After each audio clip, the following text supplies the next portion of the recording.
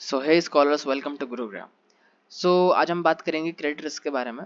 Credit risk क्या होता है, इसके टाइप्स क्या कैसे कैसे होते हैं, उनके एग्जांपल्स भी समझेंगे एंड क्रेडिट रिस्क का भी एग्जांपल हम समझेंगे। एंड इसके साथ साथ में हमने कुछ बोनसेस रखे हैं, ठीक है, जो क्रेडिट रिस्क के अबव है बट रिलेटेड है। सो आज हम इन सब चीज़ों के बारे में बात करेंगे। तो सबसे पहले हम बात करेंगे क्रेडिट रिस्क होता क्या है। तो credit risk is defined as the potential loss arising from bank borrower failing to meet its obligations in accordance to with the agreed terms। इसका मतलब ये हुआ कि अगर किसी व्यक्ति ने बैंक से या किसी भी लैंडर से पैसे बोरो किए हैं, लोन लिया है, तो उसका एक टर्म्स कंडीशंस बनाई जाती है। उस टर्म्स कंडीशंस के अंदर हम ये प्रॉमिस करते हैं, जो बोरोवर है वो प्रॉमिस करता है कि मैं प्रिंसिपल अमाउंट एंड इंटरेस्ट दोनों पे करूंगा। दैट मीन्स प्रिंसिपल अमाउंट जो हमने लोन लिया है प्लस जो इंटरेस्ट है वो दोनों मैं पे करूंगा, वो प्रॉमिस करता है। एंड किसी भी कारण से अगर वो ये टर्म्स कंडीशन को मीट नहीं कर पाता, ऑब्लिगेशंस को मीट नहीं कर पाता, उसको हम कहते हैं क्रेडिट रिस्क। ओके, सो इसको एक एग्जांपल समझते हैं कि मान के चलते हैं कि लड़की है जिसका नाम है श्रेया एंड उसने उसको एक कार लेने की ज़रूरत है, पर उसके पास में कैश नहीं है कि वो कार ले ले, तो वो लेती है बैंक से लोन। जो बैंक है सिटी बैंक, सिटी बैंक से वो लोन ले लेती है। पर कुछ कंडीशंस के कारण, कुछ दिक्कतों के कारण, या मेडिकल इमरजेंसी आप कह सकते हो, या शायद उसकी जॉब चली गई हो, या कोई भी फाइनेंशियल डिफिकल्टी के कारण वो उस लोन को पे नहीं कर पा रही है। कोई भी कारण हो सकता है, पर वो लोन को पे नहीं कर पा रही है, उसको हम कहते हैं क्रेडिट रिस्क। ये रिस्क किसका होता है? ये रिस्क होता है लेंडर का, जो पैसा दे रहा है उसका रिस्क होता है। ठीक है, ओके, आगे चलते हैं। तो हम समझते हैं रिस्क के टाइप्स, क्रेडिट रिस्क के टाइप्स कौन कौन से होते हैं। So first is fraud risk, default risk, credit spread risk, concentration risk, country risk, institutional risk and downgrade risk. हम सबको एक डिटेल में समझने की कोशिश करते हैं। सबसे पहले हम बात करेंगे फ्रॉड रिस्क के बारे में। जैसा कि आपको यहाँ पर ग्राफिक भी दिख रहा होगा, यहाँ पर जो नाम है उससे समझ में आ रहा होगा कि कोई फ्रॉड हुआ है। ठीक है, that is fraud risk. Fraud risk क्या होता है? फ्रॉड रिस्क वो होता है जहां पर कोई इंडिविजुअल या कोई ऑर्गेनाइजेशन इंटेंशनली कुछ फ्रॉड या फॉल्स रिप्रेजेंटेशन या डिसऑनेस्ट मेथड्स को यूज करती है to get financial gain. That means loan लेने के लिए वो किसी भी तरीके का झूठ या फेक रिप्रेजेंटेशन, फॉल्स रिप्रेजेंटेशन, या फॉर एग्जांपल अगर कोई कोलेटरल है इन केस, तो जमीन वो आपकी है ही नहीं, ठीक है, आपने किसी और ज़मीन एज कोलेटरल दे दिया, ठीक है, उसके बेसिस पे आपने लोन ले लिया, या फिर आपकी आइडेंटिटी अब वो हो ही नहीं जो आपने आइडेंटिटी दिखाई है, या फिर हो सकता है आपने फेक आधार कार्ड बनाया हो, पैन कार्ड बनाया हो, या कोई फेक आइडेंटिटी आपने बनाई हो जो कि आप वो नहीं हो। और इसके अलावा कुछ और भी चीज़ें आ सकती है, जैसे corruption. Let's take an example, कोई एनबीएफसी है, that means non banking financial company, बहुत सारी है, ठीक है, या फिर कोई बैंक है जिसका काम, जिसका लेट्स टेक एन एग्जांपल कि मैनेजर है, उसका काम है कि वो आइडेंटिटी वेरीफाई करता है। किसी व्यक्ति ने उसको पैसे दे दिया एंड आइडेंटिटी अप्रूव करवा ली, वेरीफाई करवा ली है, पर वो आइडेंटिटी फ्रॉड है, फॉल्स है, ठीक है, वो दोनों को पता है कि उसका आइडेंटिटी फॉल्स है, मैनेजर को पता है एंड बोरोवर को भी पता है कि आइडेंटिटी फॉल्स है, पर पैसा देकर उन्होंने उस बात को मनवा लिया। तो यहाँ पे हमने ये वर्ड यूज़ किया है करप्शन, कि करप्शन से भी हो सकता है, ये हो सकता है कि किसी गलती के कारण भी फ्रॉड रिस्क जनरेट हो जाए। ठीक है, सो इसको हम कहेंगे फ्रॉड रिस्क। अब आता है डिफॉल्ट रिस्क। डिफॉल्ट रिस्क में क्या होता है? Default risk is a chance that a person और a company won't able to pay back the money they have borrowed. इसके अंदर जो बोरोवर है, जो पैसा लिया है, वो किसी भी कारण से पे नहीं कर पा रहा। कारण कुछ भी हो सकता है, किसी भी तरीके का कारण हो सकता है, पर वो लोन पे नहीं कर पा रहा, ठीक है, then it is known as default risk. वो उसके लिए वो बैंक या फिर जो एनबीएफसी या जो भी लैंडर है वो उसको कहेगा डिफॉल्ट हो गया हमारे साथ में, या यू आर अ डिफॉल्टर, आप डिफॉल्टर कहलाओगे अगर आपने लोन पे नहीं किया। ठीक है, ये सारी चीज़ें जो ये भी रिस्क, ये सारे जितने भी रिस्क होते हैं सारे के सारे जो हैं किसके पास में होते हैं? ये सारे रिस्क किसके पास में होते हैं? ये होते हैं लेंडर के पास में। लेंडर को रिस्क होते हैं सारे, ओके, जो लोन देता है, राइट। उस अच्छा, अब यहाँ पे एक लाइन है, the risk is important for the bank and investors to consider when it is deciding to give loan or invest in a business. अच्छा, यहाँ पे आप समझोगे कि बैंक तो समझ में आ गया, लोन भी समझ में आ गया, लेकिन यहाँ पर इन्वेस्टर और इन्वेस्ट इन बिजनेस क्यों लिखा है? सबसे पहले हम समझेंगे, अगर कोई भी बैंक आपको लोन क्यों देता है? टू अर्न प्रॉफिट, राइट, ताकि उसको इंटरेस्ट मिले। तो इंटरेस्ट जो है किस चीज से मिलता है? इन्वेस्टमेंट से मिलता है, ठीक है। तो वो आपको दे तो रहे हैं लोन, पर वो उनके लिए इन्वेस्टमेंट है, राइट। एंड इन्वेस्टमेंट करने से पहले जैसे हम सब भी रिसर्च करते हैं, तो बैंक भी रिसर्च करता है किसके ऊपर? बोरोवर के ऊपर, कि कौन लेने वाला है और क्या यूज करेगा पैसे का, उसकी बैकग्राउंड हिस्ट्री क्या है। बाकी हम आगे चीज बाद में समझेंगे, ठीक है। ये तो था डिफॉल्ट रिस्क। आगे समझते हैं जिसको हम कहेंगे क्रेडिट स्प्रेड रिस्क। ये थोड़ा डिफिकल्ट हो सकता है समझने के लिए, ठीक है, पर बेसिक सी चीज है। क्रेडिट स्प्रेड रिस्क जो होता है वो कब जनरेट होता है? इंटरेस्ट की जो इंटरेस्ट है उसके रेट्स अगर चेंज हो, कम ज़्यादा हो, तब हो सकता है। जैसे मैं एक एग्जांपल देके समझते हैं इसको, कि अगर कोई किसी व्यक्ति ने पर्सनल लोन लिया है एंड उसको इन्वेस्ट कर दिया। पर्सनल लोन लिया था मान लो 10% के इंटरेस्ट पे, कि हमें 10% बैंक को देना है, एंड उसने इन्वेस्टमेंट कर दी 15% के इंटरेस्ट पे, तो जो 5% हो गया वो उसका प्रॉफिट हो गया। पर इन केस अगर दोनों में से कोई भी इंटरेस्ट जो है वो कम ज़्यादा हो गया, okay, then it will create a spread risk. हम आगे डेफिनेशन समझते हैं। तो if the credit spread risk between riskier asset and risk free asset like government bonds, notes, treasury bills, ठीक है, अगर ये इनका जो गैप है ये इंक्रीज हो जाता है, then it will create a credit spread risk, ठीक है। अब यहाँ पे आप समझ रहे हैं गवर्नमेंट बॉन्ड्स। तो गवर्नमेंट बॉन्ड क्या होता है ये हम समझेंगे अगली वीडियो में, ठीक है, जिसके अंदर हम जानेंगे गवर्नमेंट बॉन्ड्स होता क्या है, उसका यूज क्या है, उसके टाइप्स क्या क्या है, क्यों इशू किया जाता है और कौन इशू करता है और रेगुलेट कौन करता है उसको, और भी बहुत सारी बातें गवर्नमेंट बॉन्ड्स के बारे में हम समझेंगे।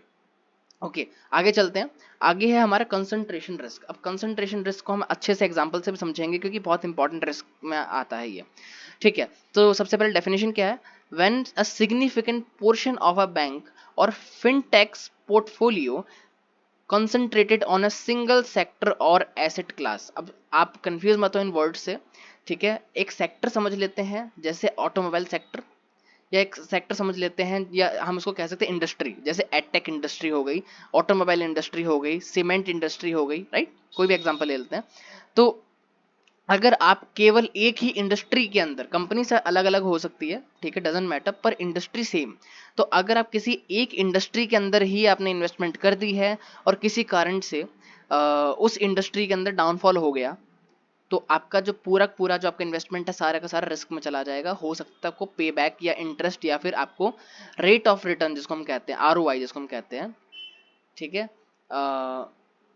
वो आपको नहीं मिले, ठीक है, रिटर्न ऑन इन्वेस्टमेंट।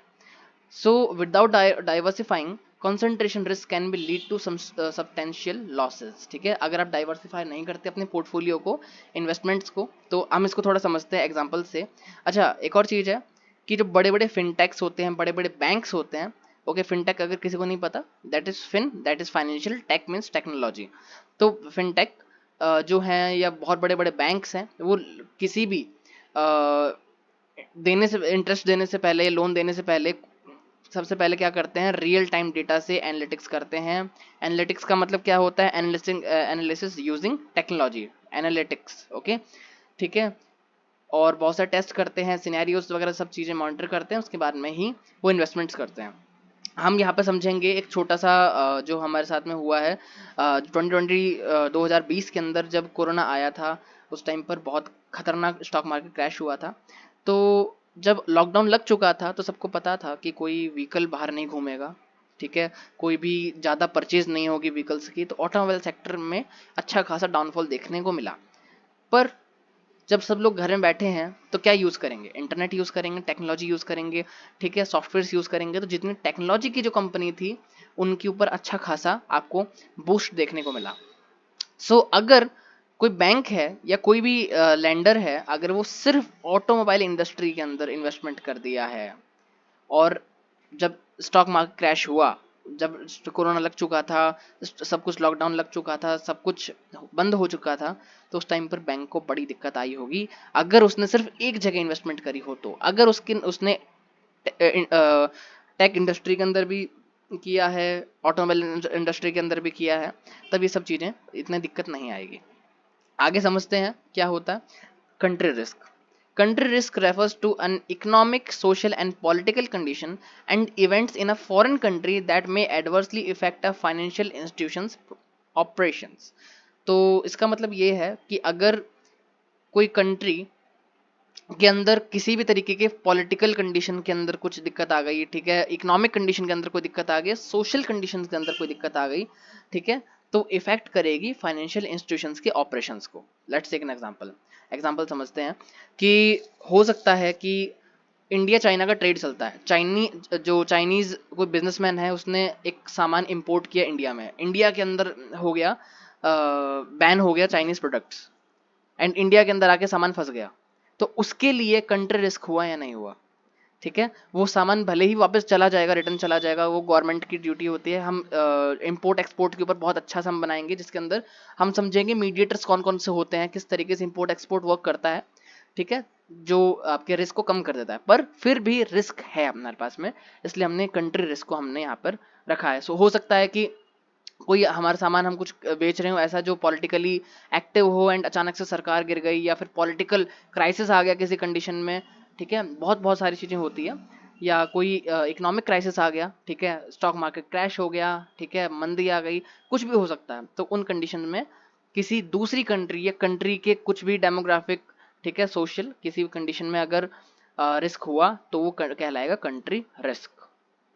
ओके, आगे चलते हैं। आप डेफिनेशंस भी रीड करते रहिएगा ताकि आपको समझ में आता रहे। Okay, so next is institutional risk. Institutional risk क्या होता है? Institutional risk refers to a potential danger and uncertainties faced by organisation, okay, businesses, government or non-profit organization due to that could be negative impact in their operations, ठीक है। किसी भी condition में आपने उस व्यक्ति को सब कुछ चेक करके आपने लोन दे दिया, गुडविल भी उसकी सब कुछ अच्छा है, दे दिया, पर क्या होता है कि उसकी रेपुटेशन मान लो अचानक से हैम्पर हो जाती है, ठीक है, उसके ऊपर कोई एलिगेशंस लग जाते हैं जिसके कारण वो कंपनी अपना काम सही तरीके से नहीं कर पा रही है, ठीक है, उसको कहेंगे इंस्टीट्यूशनल रिस्क। आप सब कुछ अच्छा था उस कंपनी के अंदर, पर अचानक से कुछ क्राइसिस आ गई एंड वो कंपनी सही तरीके से ऑपरेशंस नहीं कर पाई। ऑपरेशंस मतलब डे टू डे एक्टिविटी जिससे वो कमाती है, वो काम नहीं कर पाई, जिससे क्या होगा, वो कंपनी कमा नहीं पाएगी तो आपको लोन रीपे कैसे करेगी, ठीक है। तो किसी भी कंडीशन में ऐसा हो सकता है, तब हम उसको कहेंगे institutional risk. Next is downgrade risk. Downgrade risk क्या होता है? Downgrade risk refers to the possibly that the credit rating of debt security or borrower may be lowered by the credit rating agency. अब समझिए, आपको एक basic formula पता होगा, higher the risk higher the return, ठीक है, जितना risk होगा उतना रिटर्न होगा। तो यहाँ पर क्या है कि अगर कोई व्यक्ति लोन लेना चाह रहा है, पर उसको क्रेडिट रेटिंग एजेंसी ने, या कोई बिजनेस को भी हम समझ सकते हैं कि कोई बिजनेस भी लोन लेना चाह रहा है, पर क्रेडिट रेटिंग एजेंसी ने उसको लोअर, आप यहाँ समझ सकते डाउन ग्रेड, तब उनको लोअर रेट कर दिया, ठीक है, उनको ग्रेड जो है वो कम कर दिया, उनको बता दिया कि इस व्यक्ति की क्वालिटी अच्छी नहीं है। क्वालिटी मतलब ये पे कर पाएगा या नहीं कर पाएगा, इसके अंदर उनको शंका है, ये शायद नहीं कर पाएगा, ठीक है।